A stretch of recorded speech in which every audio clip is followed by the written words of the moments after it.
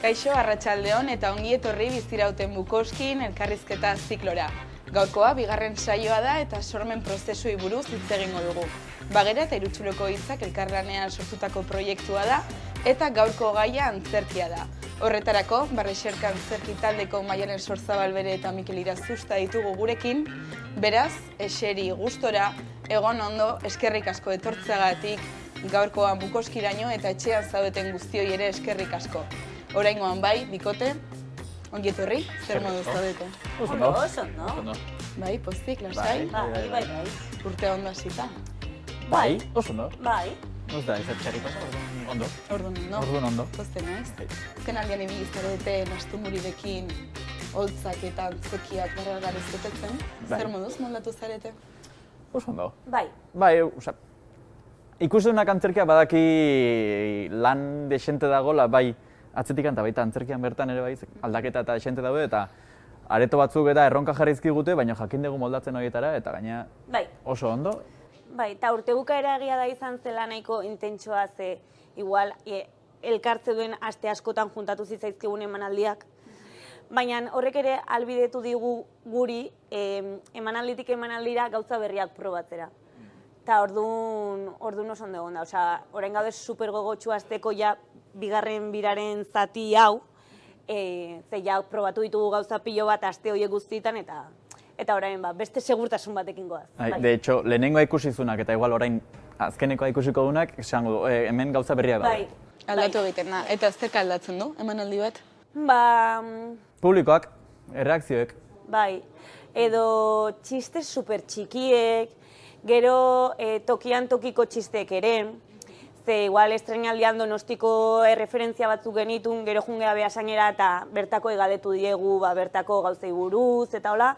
Eta horrek ere egiten du jendea sentitzea identifikatuago edo gertuago. Orduan, bai, jungea pixkat moldatzen, tokien arabera, eta gero ja, emanaldia bera ere pixkat hobetzen. Bai. Eta kontestuan gizartean zerbait gertatzen bada, hori gehitu egiten duzue edo zuen gaiak izaten dira temporalagoak?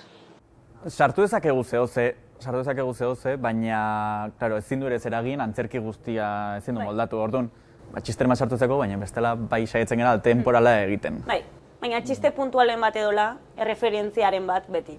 Oso, no. Galdera oso zuzena, Barrexerka nondik dator izena? Barrexerka, esan nahi du Barre Bila, kontu da Barre Bila ez dela obrena sonatzen duen izena ere ez. Orduan Barrexerkan gelditu gara.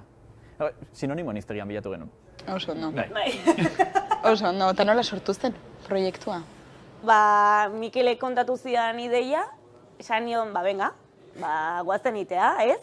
Eta hasi ginen pixkat, Donosti inguruan antzerki munduan zebilen jendea eta inguruko jendea elkartzen, komentatzen gure asmoak zeintzuk ziren edo ze genuen esku artean, jendeak bastante ilusioz onartu zuen erronka, eta gerozia 6-7 urte, aurten ja 7 urte. Aurten 7. urte. 7 urte, bai. Bai. Zarete desente taldean nola uztartzen duzue lana, antzerkia, bakoitzaren bizitza? Asko gera, eta hemen eskertzeko da taldeak jartzen duen konpromesua. Bai. Azkenean, jarri dugu asteazkenak. Asteazken atxaldetan talde guztia bilduko gera. Bai. Eta orduan, taldeko guztiok, esan dezu bezala asko gera, reservatu du asteazken atxaldea ensaiatzeko. Bai. Eta nik uste ere, gero emanaldian jasotzen den harrerarekin edo sortzen dela motivazio ilusio bat, eta gero gure artean ere degun harremana oso polita dela. Esaten digute ere sekta bat gehala batzutan, eta ez dugu ez esaten. Eta horrek azkenean dena egiten du, ze lagun talde bat da, eta orduan dena da asko zerrexago, bai. Eta erronka nagusienak zintzuk izan dira azken urteotan? Nik usteet idazten eta aritzen gehala, esketxeak eta bai antzerkiak eta denok ditugula en plan blokeatu nago. Oain, momentu hontan ez daukat ideia berririk. Gera oso autoexigenteak, eta beti gustatzen zaigu egiten dugun emanaldia izatea aurrekoa baina hobea. Eta ja iristen da puntu bat, ja dela presio handiegia igual, gure artean. Lehenengo urtetan hori errexago zen. Bai. Bai, baina ja iritsi da momentu bat, horrek ja, suposatzen dula kriston presio eta autoexigentzia guere konstiente gehala, baina, bueno, jarraitzen dugu ze, azkenean, bastante ambiziosoak gehatzen zu hortan, eta bai gustatzen zaigu ez beti egitea, esaterako oraingoan, bai gustatu, hasieratik nahi genuen bisualki eta holtzaren presentziari zegokionean, bai salto bat eman. Beti ere mantentzen edukia fundamentuzko zerbait izatea. Orduan, hor daude 1000 erronka. Eta zein izan da saltoa? Zein esan dezakezue dela salto nabariena? Oraingoan, lehen esketxek eta antzerkiak iraupen antzekoa zuten. Bai. Gero, azken 2 urtetan antzerkiari askoz ere pixu gehiago eman diogu. Bai. Eta alare beti saiatu gera antzerkian bai originaltasun puntu bat sartzen. Bai. Eta igual, eduki aldetik, historian ere, saiatu geha zerbait sofistikatuago sortzen. Lehen, gu beti izaten dugu, igual, bagoiaz, aurreko emanaldia zela askoz, umorea zen askoz, guk esaten dugu kakakulo pedo piz. Osea... Esalde bakoitzak, hola zan. Bai, askoz errexeago, bai, humore super errexa. Eta oraingoan bai jodegu, egitea humore askoz landuago bat, bastante absurdoagoa, orduan, igual harrapatzen ere batzutan zailagoa da, baina aldi berean saiatu geha ere mantentzen istorio bat, aldarrikapen batekin, eta koherentzia batekin. Orduan, erronka asko, egon dira. Nola sortzen duzu, zein da prozesua? Batek ideia badaka, gainean jartzen du, partekatzen duzu, zein da prozesuaren? Hasieran biltzen gara talde osoa, 12 lagunok elkartzen gara hor, eta lehenengo da ideia zaparra bat, zerri buruz, orokorrak. Eta gero ja ideia bat gustatzen zaigunan edo, ja azten gara pixkat hori hartzen dugu, eta 3 biolariok edo Ekainarri eta Maialen eta Iruk elkartzen gara, eta azten gara pixkat nondikan jo daiteken eta pentsatzen, eta ja antzerkiak, esketxak eta dena sortzen. Baina hasieran da onditikan gero txikira bat. Zango da gaia eta formatua bera ere, batzutan bakarrizketak, beste batzutan esketxak. Bai, eta gero ensaiotan ere gauza asko sortzen direla. Hemen hau alde dugu sartu eta hau alde guela egin eta horrela 1000 formula, bai. Hemen badago berezitasun bat, egon ginela 2 hilabete improvisaketak egiten lokalean. Eta gero hortikan improvisaketak egitetik eta dira esketxasko. Izaten dituzue hilabeteka prozesu batzuk, gero aldatzen dira prozesuak edo... Gu hasi ginen 22 urterekin ezer jakin gabe, eta goaz urtero esaten, goazen pixkatu betza, eta orain goaz prozesu ezberdinak probatzen. Bai, eta lehen egia da ere, estrenatzen genula emanaldi bat, eta emanaldi hori bukatu, eta jartzen ginen urrengoa prestatzen. Eta behin esan ziguten, ondo dago goite dezuena, potentziala du, aprobetxatu gehiago, egin emanaldi gehiago emanaldi horrekin. Eta orduan igual orain jakinda, holtzaratuko dugun emanaldi horrekin egingo ditugula, askoz emanaldi gehiago, prozesuak ere aldatzen dira. Igual askoz zaintza gehiorekin iten dezu dena, jantzitegian adibidez aurten implikatu geha inoiz baino gehiago, orain arte ez hainbeste, orain arte bai, baina ez nastunburin bezain beste, eta holaxe, bai. Nondik lortzen dituzue janzkera guzti horiek? Denetari dago. Bai. Asko aitona monetatik jotzen dugu, Bai, gero garazi taldekideen artean ere banatzen ditugu asko lantaldeak egiten ditugu, eta orain gana esaterako garazi egon da atope jantzitegia eraikitzen eta abar, garazi eta jende gehiago, noski. Bai, baina asko gehan ez ere albidetzen dugu hori pixkat indargune bezala banatzeko lanak. Azpitaldeak daude... Bai. Eta zuena zein da? Gurea batez ere da idaztea eta sortzea eta zuzentzea. Bai. Osa, edukiari dagokiona. Bai. Gertatu daiteke esketx batek ez funtzionatzea eta hurrengo emanaldian ez aurkeztea adibidez? Bai, eta de hecho gertatu da. Bai. Batzuk ez dute funtzionatzen. Osa, guk egiten dugu azkenean guri gustatzen zaiguna, edo guri iruditzen zaiguna grazia ingo dula. Bai. eta ez badu funtzionatzen, esan dugu, bera, honek ez du funtzionatu. Orduan, aldatzen dugu eta hartzen dugu beste bat aurreko urteko adidez asko funtzionatu zuna. Bai. Eta badukagu asmoa igual berriak grabatzeko eta txertatzeko.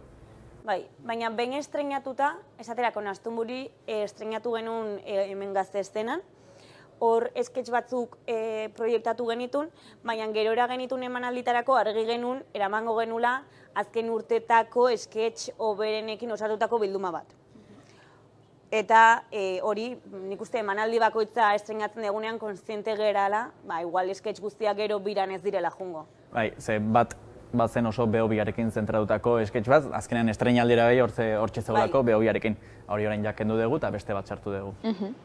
Donostiak ze presentzia du, Nastunburin? Edo ze paper jokatzen du hiriak? Kanpora goazenean... Sormenean bestela, Kanpora goazenean bai esaten digute nabaritzen dela donostiarra gehala. Igual erreferentzietan edola, nahiz eta hori beti saiatzen gehan moldatzen goazen herri hortako gaiak ateratzen eta hola. Baina bai igual... Bai, baina inkostentek egiten den zerbait da. Azkenean, hortikan edaten dugu eta orduan hori ateratzen dugu, orduan... Bai. Bueno. Bai. Esaterako Nastunburiren gaia da bastante Donostin bizi den zerbait. Dela, lokal bat saiatu dena bizirauten garai desberdinetan sortutako atmosfera horietan, nolabait egiten denetarik eta azkenean betiko lokal hortan Starbucks bat jarri dute, claro, igual spoiler egin dut. Lasai. Abixatu beharko dugu, aurretik jarriko dute spoiler dator, kontuz? Bai, edo bestela moztu. Oso, no? Bikote, pasako dugu beste gai batera, lanbidea eta sormena, nik aldetu nahi dizuet nola, posible dan sorkuntza eta ekonomiak eukitzea begin arteko harreman sano, egonkor, gaur egun kultura nik dakidala prekario espazioan dago ere, eta guzti hori nola bizi duzuen zuek? Karo, eske guk barrixerka ere bai gure denbora librean edo egiten dugu. Azkenean barrixerkatik ere ezin dugu bizi. Ez. Sortzeko...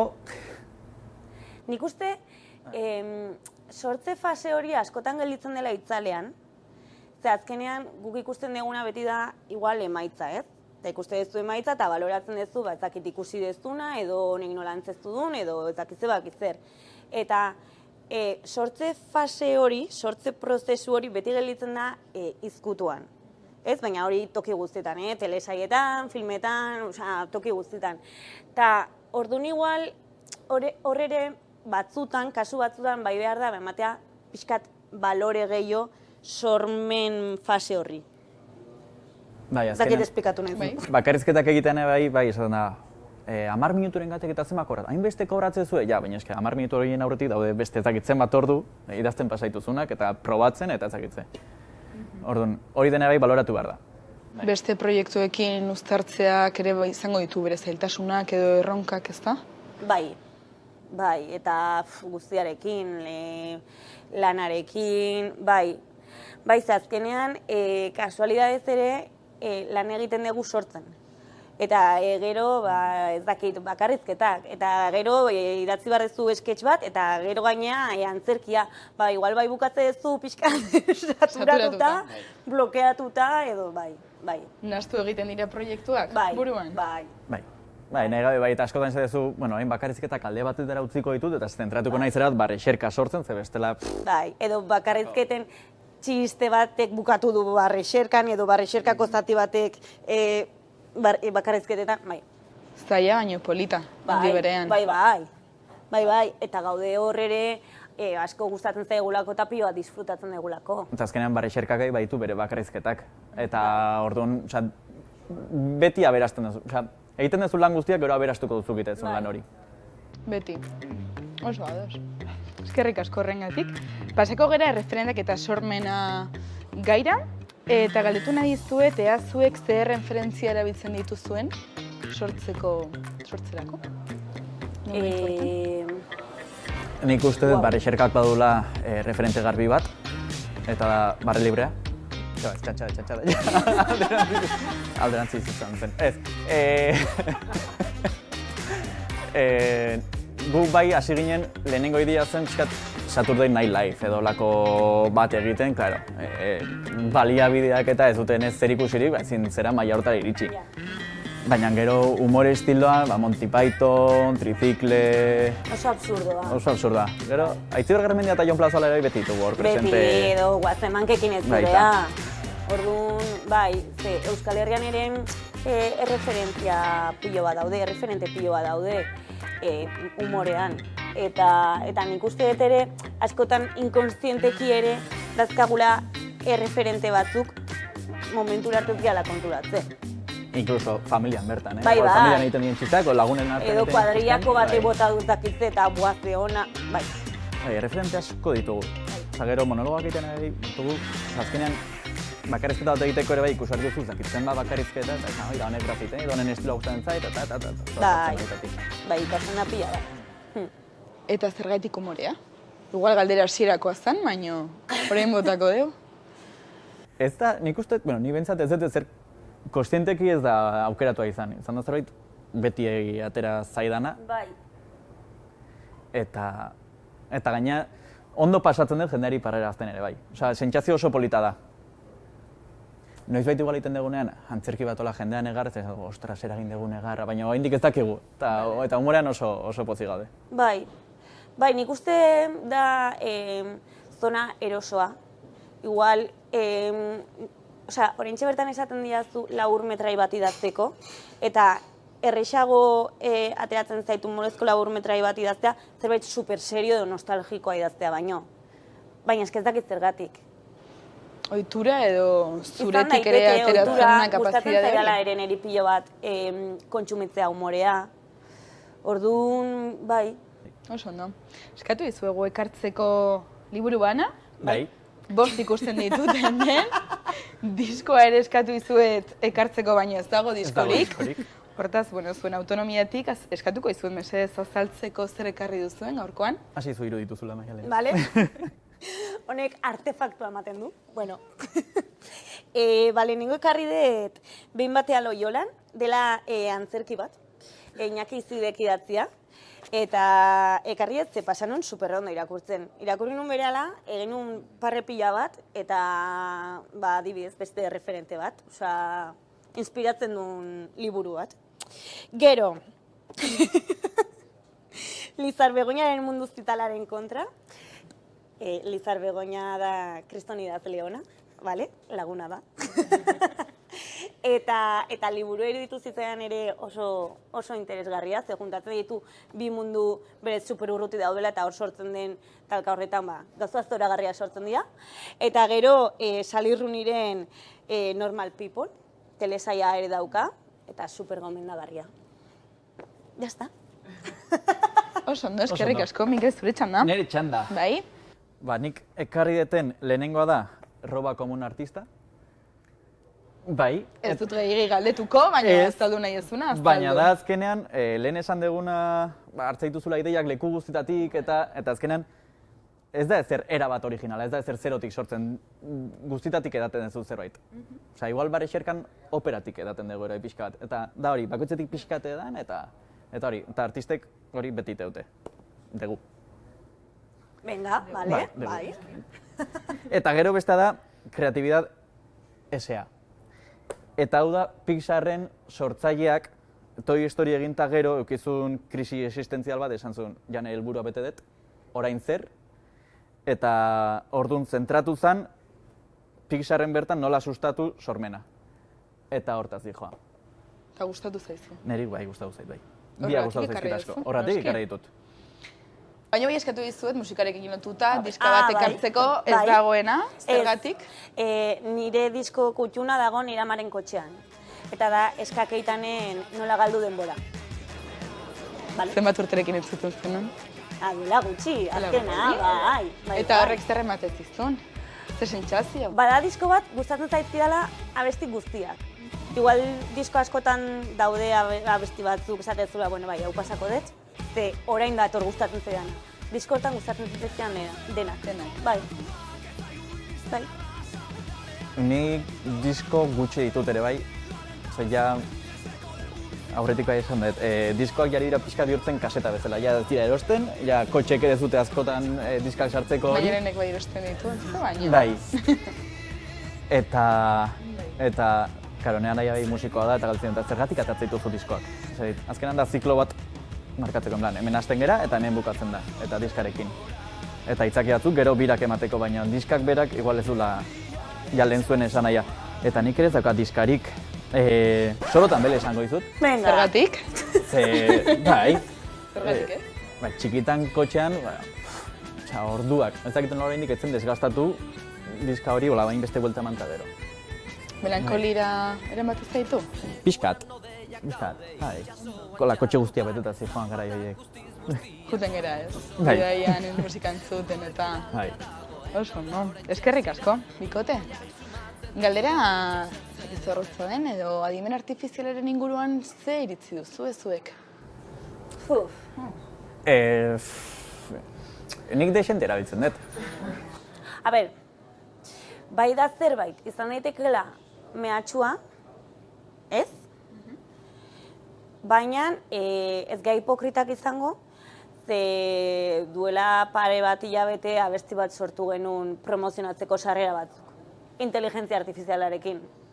Bai. Eta ez hori bakarrik, iruditzen zait, inteligentzia artifizialak zabaltzen dula, zu igual momentu batean espezializatzen zera gauzatetan eta hortan zera, baina inteligentzia artifizialekin zabaltzen zu abanikoa egin ditzakezun gauza guzti horiekin.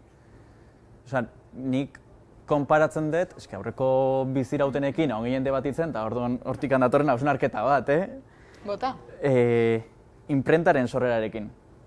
Lehen, jakinduria guztia edo zegoen bakarrik Elizaren esku. Eta bereik zituzten liburu guztiak, eta behin esku zegoen orduan kontrolatzen zuten ere bai jakinduria guztia. Gero, imprentaren sorrerarekin hori egin zen zabaldu zen, eta mundu guztiari etorri zitzaion jakinduriarako edo behintzat informaziorako albidetu zuten. Oain, ni inteligentzia artifizialarekin gai naiz programazioa egiteko. Ez zer ikasi gabe programazioa, baina gai naiz web horri bat sortzeko zerotik. Gai naiz ez dakit zer, irikitzei eta banikoa pila bat. Igual ez informatikari bat bezain ondo, baina bai irikitzei eta banikoa gauza asko egiteko eta, kuriositatea eta hortikan jotzeko.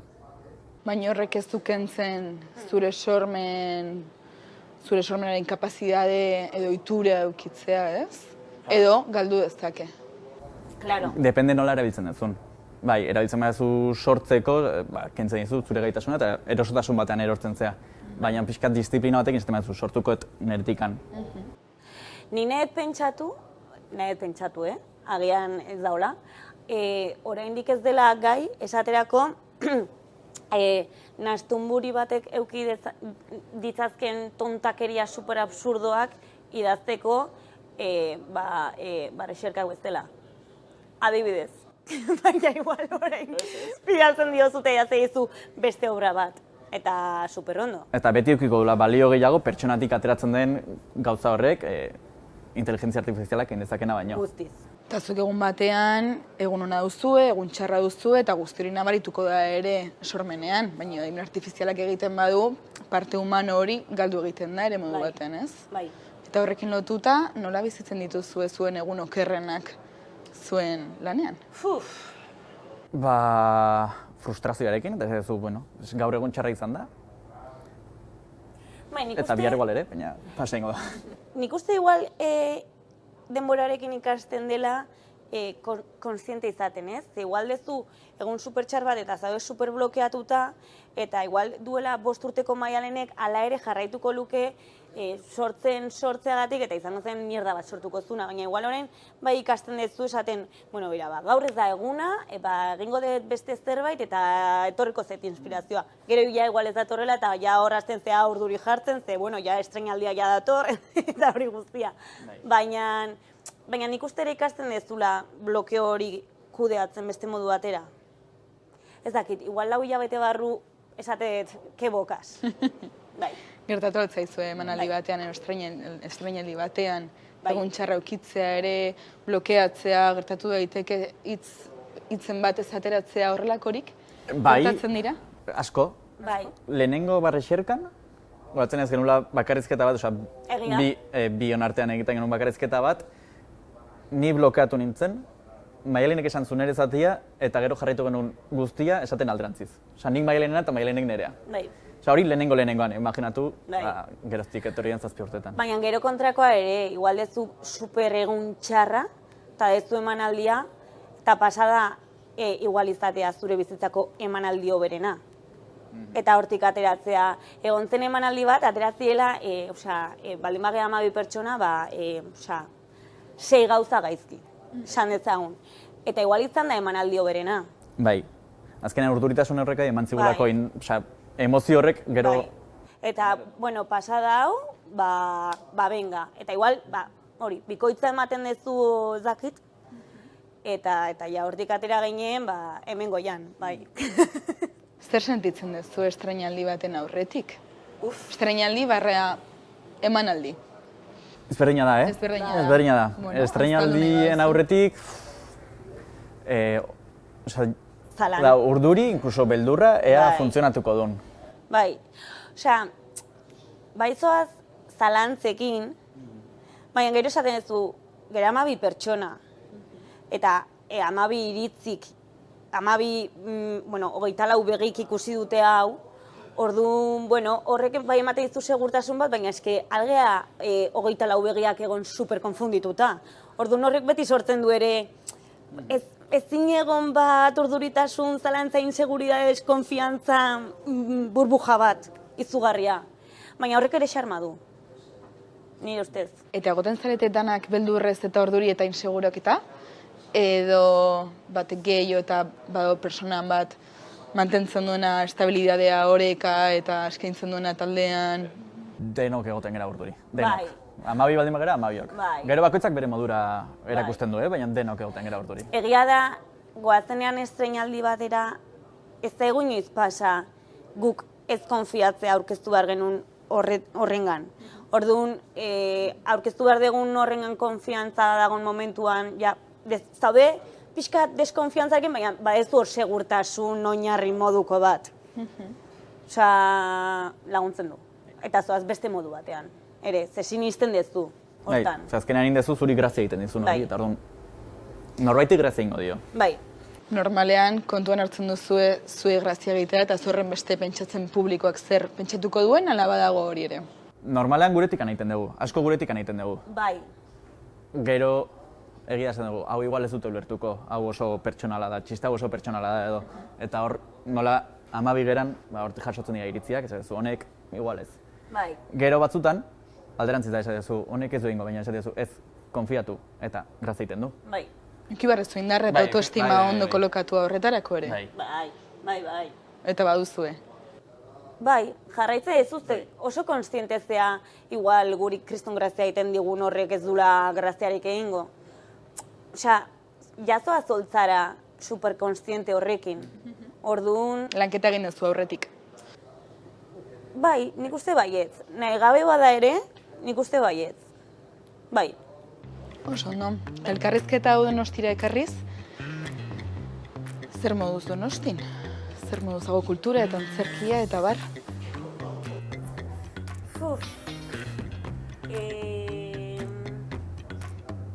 Antzerkiak badatoz Donostira eta Antzoki Zarrean, asteburu dago antzerkiren bat. Hizkuntza eta kontuen hartu gabe, beti dago antzerkiren bat. Gero, zer gertatzen da antzerkiarekin? Produkzio handia dula eta ez dela grabatzen dut eta ja botatzen dut leku guztietan. Orduan, antzerkia ikusteko prezioa ere bai igo egiten da. Eta kontuatzen zera, ostras, igual antzerki bat ikusten nire joala, 25 eurokoa. Ez dauka deni edonork gaitasun ekonomikoa hori astero kontsumitzeko, orduan. Igual sartu nahi zoaintxe bertan, laberinto batean, baina... Ez que, ni ados nago baina gero adibidez ordaintzen dituzu 25 euro kontzertu batera joteko. Edo 50, orain. Bai, ez dakit, nik ikusten dut badagola sortzeko gogoa, ze inguruan ere hori ikusten da, eta ekoizpen oso gaia daude, baina bai Donostian eta bai toki askotan oso zaila da programatzea. Eta igual askotan ez da asko konfiatzen jende gaztearengan, ez?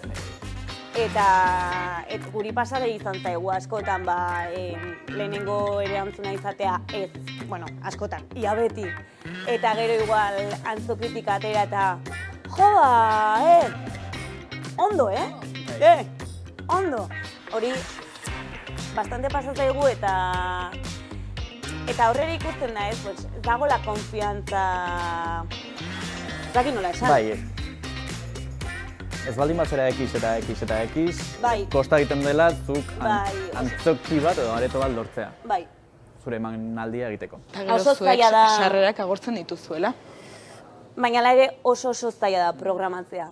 Super, bai. Eta da nik uste, bai, gure eta gure inguruko talde pilo baten borroka nagusia. Bai. Eta zein da zailtasun nagusiena? Esan badaiteke bat edo? Amateur etiketa? Izan daiteke talde gaztea gea. Bai, egia da orain errexago programatzen dugula, duela 3 urte programatzen genuna baino, horrek logika du, ez? Eta normala da, eta niko ere ulertzen dut super ondo, duela 2 urteko barrexerkari ez eskaintza beste holtza.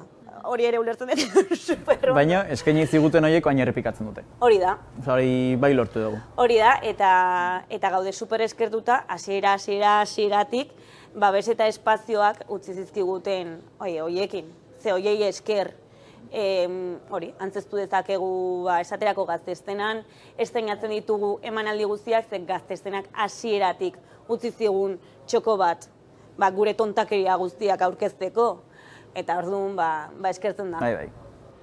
Maialen, zuk aipatu duzu gazteak zaretela eta webgunean ere idatzita duzu eta horrela azaltzen duzue gazteentzako ere lana dela hau. Esaten da ere gazteek ez dutela kultura kontsumitzen, horren harira zer iritzi duzu zuek? Ni ez nago ados, ze berez ikusi da, baina guztian, antzerkian bertan, behintzat, bai, gerturatzen dela jendea, kontzertutan, etengabe ari gea gazte guztiak kontzertutarako 1000 plan egiten, nik ere komentatzen detenean ingurukoekin, ikusi dezu ez denean pelikula hau edo hau, kasualidadez gaztea dira, guztiak. Gazte gazteentzako egiten duenean nabaritzen da. Bai. Heldue gazteentzako egiten duenean ere bai. Bai. Bakarrizketetan adibidez, ere nabaritu da pilo bat hor badagola kontsumitzeko gogoa. Eta ez dakit, igual da justo sortu dela justo azken aldian mugimendu bat, edo joera bat. Venga, eta asteburu honetan belako ikustera, gero hau, gero minan antzez lana, eta gero ikusiko dugu Antxonen ni. Publikoa gaztea da. Kuadrien agendan sartu da kultura. Bai. Hori nabaritzen da. Bai. Eta osotasunean euskaraz sortzen duzu zuek. Bai. Donostiatik herrietara juntzerate aurkeztera Nastunburi, eta Euskal Herritik kanpo baituzue emanaldiak, muga bada hori, ez duzue muga bezala sentitzen horrekin? Guk ez dugu hizkuntza aldatuko. Ez. Eta ez dugu, barrixerka ez dugu gazteleraz imaginatzen. Ez. Eta ja ez da posible. Izango. Ez. Eta orduan, oso prest gaude Bartzelonako Euskal Etxean egiteko esaterako, baina euskeraz. Bai. Algera atera Euskal Herritik, baina euskeraz egiten jarretuko genuke. Bai. Oso, ondo. Nik galdera oso personal badakat, beti emanaldi guztietan dakat galdera buruan, eta aprobetxatuko momentu hau eta estena hau, nunca mejor dicho, galdetzeko zuei. Zer gertatzen den, emanaldi batean, pieza eta piezaren artean, juten zerate teloiaren atzera. Hor, zer gertatzen da? Hontan? Gabiltza... Estres. Bai, arropaz aldatzen denbora guztien, presaka. Ez dago segundurik geldi gaudena. eszenografian ere aldaketak daude, horiek prestatzen, eta ja denbora baldin badago, bai gustatzen zaigu igual hurbiltzea pixkat kortinitetatik ikustera ea esketxek ze harrera duten. Bai, eta gure bai askotan gaudela, hola, esketxak ikusten taparrez. Bai.